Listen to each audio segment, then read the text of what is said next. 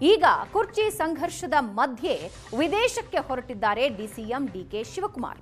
ವಿಶ್ವ ಜಾಗತಿಕ ಹೂಡಿಕೆದಾರರ ಸಮಾವೇಶದಲ್ಲಿ ಡಿಸಿಎಂ ಡಿಕೆ ಶಿವಕುಮಾರ್ ಭಾಗಿಯಾಗ್ತಾರೆ. ದಾವೋಸ್ ಪ್ರವಾಸಕ್ಕೆ ಹೊರಡೋದಕ್ಕೆ ಡಿಕೆ ಶಿವಕುಮಾರ್ ರೆಡಿ ಆಗಿದ್ದಾರೆ. ಇದೇ ಪ್ರವಾಸನ ರದ್ದು ಮಾಡಿದ್ರು, ಕ್ಯಾನ್ಸಲ್ ಮಾಡಿಕೊಂಡಿದ್ರು. ಆದ್ರೆ ಈಗ ಮತ್ತೆ ನಿಗದಿ ಮಾಡಿಕೊಂಡಿದ್ದಾರೆ. ನಾಳೆ ಬೆಂಗಳೂರಿನಿಂದ ದಾವೋಸ್ಗೆ ಡಿಕೆ ಶಿವಕುಮಾರ್ ಹೊರಡ್ತಾರೆ. ಜನವರಿ 25ನೇ ತಾರೀಕು ದಾವೋಸ್ನಿಂದ ಬೆಂಗಳೂರಿಗೆ ವಾಪಸ್ ಬರ್ತಾರೆ.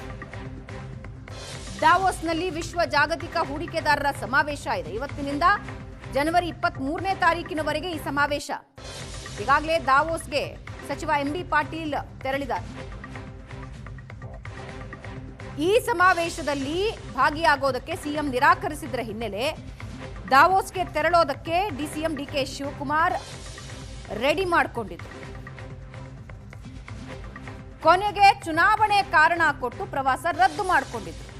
ಆದರೆ ದೆಹಲಿಯಿಂದ ವಾಪಸ್ ಬರ್ತಾ ಇದ್ದ ಹಾಗೆ ದಾವೋಸ್ಗೆ ಹೊರಡೋದಕ್ಕೆ ಸಿದ್ಧತೆ ಮಾಡಿಕೊಂಡಿದ್ದಾರೆ. ನಾಳೆ ಬೆಂಗಳೂರಿನಿಂದ ದಾವೋಸ್ಗೆ ಡಿಕೆಶಿ ಹೊರಡ್ತಾರೆ. ಜನವರಿ 25ನೇ ತಾರೀಕು ವಾಪಸ್ ಬರ್ತಾರೆ ಬೆಂಗಳೂರಿಗೆ.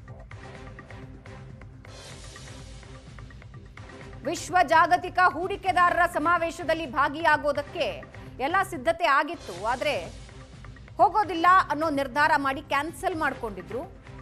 ಈಗ ಮತ್ತೆ ರೀಶೆಡ್ಯೂಲ್ ಮಾಡಿಕೊಂಡಿದ್ದಾರೆ. 3 ದಿನ ದೆಹಲಿ ನಾಯಕರ ಭೇಟಿಗೆ ಕಾದು ವಾಪಸ್ಸಾಗಿರುವ ಡಿಕೆ ಶಿವಕುಮಾರ್ ಈಗ ದಾವೋಸ್ಗೆ ಹೊರಟು ನಿಂತಿದ್ದಾರೆ. ವಿಶ್ವ ಜಾಗತಿಕ ಹೂಡಿಕೆದಾರರ ಸಮಾವೇಶದಲ್ಲಿ ಭಾಗಿಯಾಗೋದಕ್ಕೆ ಸಚಿವ ಎಂಬಿ ಪಾಟೀಲ್ ಈಗಾಗಲೇ ಹೋಗಿದ್ದಾರೆ, ದಾವೋಸ್ನಲ್ಲಿದ್ದಾರೆ. ನಾಳೆ ಡಿಕೆ ಶಿವಕುಮಾರ್ ಹೊರಡ್ತಾರೆ.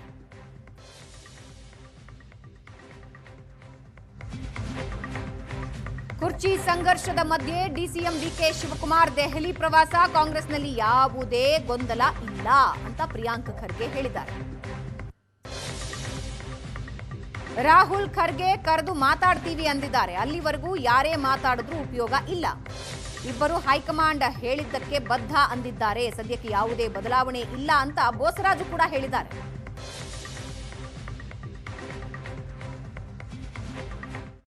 ಹಲವಾರು ಬಾರಿ ನಿಮ್ಮ ಮುಂದೆ ಹೇಳಿದ್ದೀನಿ, ಯಾರ್ಯಾರು ಸುಮ್ಮನೆ ಎಲ್ಲೆಲ್ಲೋ ಮಾತಾಡಿದ್ರೆ ಅಪ್ರಸ್ತುತ. CM ಅವ್ರ ಬೆಂಬಲಿಗರು ಮಾತಾಡೋದು, DCM ಬೆಂಬಲಿಗರು ಮಾತಾಡೋದು, ಅವೆಲ್ಲ ಅಪ್ರಸ್ತುತ. ಅಲ್ಟಿಮೇಟ್ಲಿ ಭಾಳ ಸ್ಪಷ್ಟವಾಗಿ ಖರ್ಗೆ ಸಾಹೇಬರು, ರಾಹುಲ್ ಗಾಂಧಿ ಅವರು ಹೇಳಿದ್ದಾರೆ, ಯಾವಾಗ ಕರೆಸ್ಬೇಕು ಕರೆಸ್ತೀವಿ.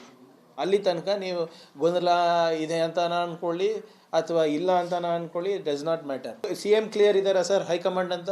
DCM ಕ್ಲಿಯರ್ ಇದ್ದಾರಾ ಹೈಕಮಾಂಡ್ ಅಂತ? ಖರ್ಗೆ ಸಾಹೇಬ್ರು ಕ್ಲಿಯರ್ ಇದ್ದಾರೆ, ನಾವೇನು ತೀರ್ಮಾನ ತಗೋತೀವಿ ಅಂತ? ರಾಹುಲ್ ಗಾಂಧಿ ಅವರು ಕೂಡ ಅದೇ ಹೇಳಿರೋದಲ್ಲ. ಈಗ ನಮ್ಮ ಮನೆಯಲ್ಲೇ ಕೂತ್ಕೊಂಡು 2 ತಾಸು ಚರ್ಚೆ ಮಾಡಿದ್ದಾರೆ ರಾಹುಲ್ ಗಾಂಧಿ ಅವರು, ಪ್ರಿಯಾಂಕಾ ಗಾಂಧಿ ಅವರು, ಖರ್ಗೆ ಸಾಹೇಬರು. ಈಗ ಅಲ್ಲಿ 2 ತಾಸು ಏನು ನಡೆದಿದೆ ಅಂತ ನಿಮಗೇನು ಗೊತ್ತೇಳಿ? ನಾನು ನೀವು ಮಾತಾಡೋದ್ರಲ್ಲಿ ಯಾವುದೇ ಉಪಯೋಗ ಇಲ್ಲ, ಅಪ್ರಸ್ತುತ ಎಲ್ಲ. ಏನಿದ್ರು ಯಾವಾಗ ಖರ್ಗೆ ಸಾಹೇಬರು, ರಾಹುಲ್ ಗಾಂಧಿ ಅವರು ಕರೆಸಿ ಇಂಟರ್ವ್ಯೂನ್ ಮಾಡಬೇಕು ಮಾಡ್ತಾರೆ. As simple as that. ನೋಡ್ರಿ, ಅದು ಮುಗಿದ ಅಧ್ಯಾಯ ಅಂತೆಲ್ಲ. ಅದು ಏನೇ ಮಾಡಬೇಕು ಅಂದ್ರೆ ಸಹಿತ ಯಾವುದೇ ರಾಜಕೀಯ ಪಕ್ಷಕ್ಕೆ, ಇವತ್ತು ಕಾಂಗ್ರೆಸ್ ಇರಲಿ BJP ಇರಲಿ, ಅವ್ರು ಪಾದಯಾತ್ರೆ ಮಾಡ್ತೀವಿ ಅಂತ ಹೇಳಿ ತಯಾರಾಗಿ ಪ್ರೋಗ್ರಾಮು ಎಲ್ಲ ಮ್ಯಾಪ್ ಎಲ್ಲ ಕೊಟ್ಬಿಟ್ಟ ಮೇಲೆ ಅವ್ರು ಹೈಕಮಾಂಡ್ ಹತ್ರ ಪಾದಯಾತ್ರೆ ಮಾಡಲಿಕ್ಕೆ ಹೈಕಮಾಂಡ್ ಹತ್ರ ಹೋಗ್ಬೇಕಂದ್ರೆ ವಿರೋಧ ಪಕ್ಷದಲ್ಲಿದ್ದವರು. ಅವ್ರ ಪರಿಸ್ಥಿತಿ ಏನೇ ಇದ್ದರೆ ನಮ್ಮದು ಹೈಕಮಾಂಡ್ ಏನು ನಿರ್ಧಾರ ತಗೋದು ನಿರ್ಧಾರಕ್ಕೆ ಎಲ್ಲರೂ ಬದಲಾಗಿರ್ತಕ್ಕಂಥವ್ರು. ಸನ್ಮಾನ್ಯ ಮುಖ್ಯಮಂತ್ರಿಗಳು ವೆರಿ ಕ್ಲಿಯರಾಗಿ ಹೇಳಿದ್ದಾರೆ. ಉಪಮುಖ್ಯಮಂತ್ರಿಗಳಾಗಿರ್ತಕ್ಕಂಥ DK ಶಿವಕುಮಾರ್ ಕ್ಲಿಯರಾಗಿ ಹೇಳಿದ್ದಾರೆ. ಹೈಕಮಾಂಡ್ನವರು ಆ ರೀತಿಯಾಗಿ ಏನಾದರೂ ಇದ್ದರೆ ಹೈಕಮಾಂಡ್ನವರು ಯಾವ ಸಂದರ್ಭದಲ್ಲಾದರೂ ಅವರು ನಿರ್ಧಾರ ತಗೋಬೋದು. ಅಂಥ ಪರಿಸ್ಥಿತಿ ಈಗ ಬಂದಿಲ್ಲ.